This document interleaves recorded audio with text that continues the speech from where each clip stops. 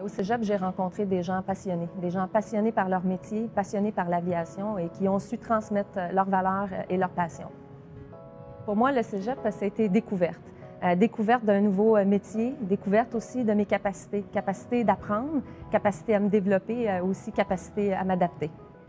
Durant mon passage à l'ENA, j'ai fait des cours pratiques qui nous permettent de travailler notre dextérité et d'apprendre.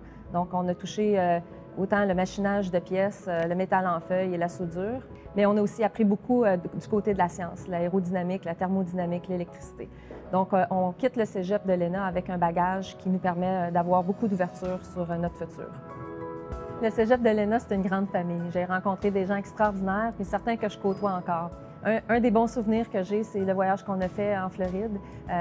Notre levée de fonds, ramasser les sous pour se rendre en Floride, ça permet de tisser des liens avec nos collègues, avec les professeurs, mais aussi de voir l'industrie aéronautique dans d'autres pays. Ça nous permet d'ouvrir nos horizons et de pouvoir se comparer, puis de voir ce qu'on peut faire avec ce qu'on apprend. Donc, très enrichissant. J'ai commencé mon parcours à l'ENA en avionique. Après une année, j'ai décidé d'aller en construction d'aéronefs. Et durant mes études, je me suis questionnée si j'allais sur le marché du travail ou je continuais mes études. Mais ça m'a permis d'avoir le temps de réfléchir à ce que je voulais faire et puis de bien me préparer. Le cégep, c'est le début de l'aventure. Donc, profitez-en pour explorer, pour apprendre et aussi changer de direction. L'important, c'est de trouver votre voie et de persévérer pour vous rendre aux études supérieures ou sur le marché du travail. On me demande souvent quelle est la place des femmes en aéronautique.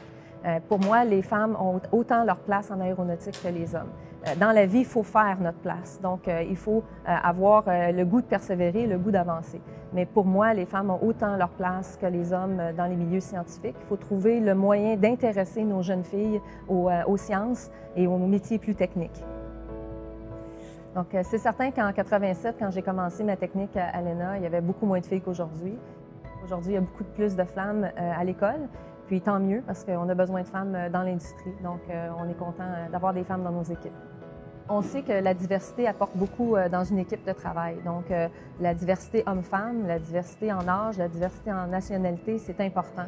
Donc pour faire évoluer les entreprises, on veut avoir aussi des équipes de gestion diversifiées. La diversité homme-femme est importante, mais c'est pas que ça. Les gens apportent des choses différentes, voient les choses différemment, mais tu veux pas avoir tout un ou tout l'autre, tu veux avoir un mix. Tu veux avoir des gens qui ont de l'expérience avec des gens qui n'ont pas d'expérience, parce que les gens qui n'ont pas d'expérience, ils voient les choses différemment, ils amènent des idées différentes, des questions différentes, donc c'est vraiment cette diversité-là.